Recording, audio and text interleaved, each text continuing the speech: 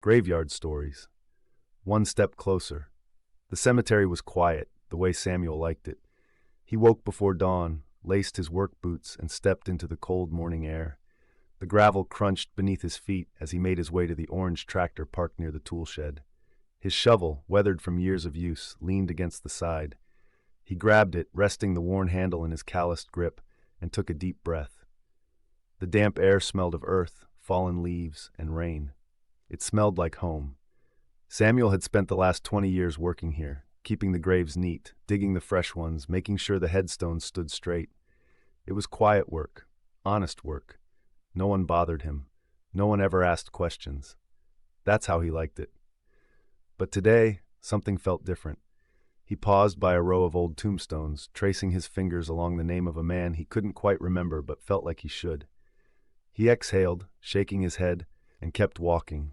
The weight in his chest had been there for as long as he could recall. A deep ache.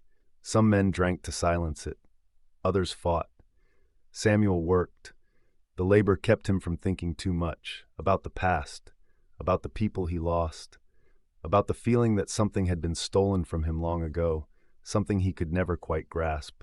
As he reached the back of the graveyard near the oldest section, he saw a new headstone, one he didn't remember placing.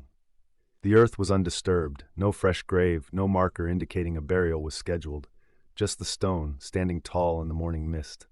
Samuel stepped closer, his heart thumped. The name on the headstone sent ice through his veins. Samuel Hayes, 1985-2005. Beloved son, forever missed. His breath hitched. He stepped back, nearly dropping his shovel.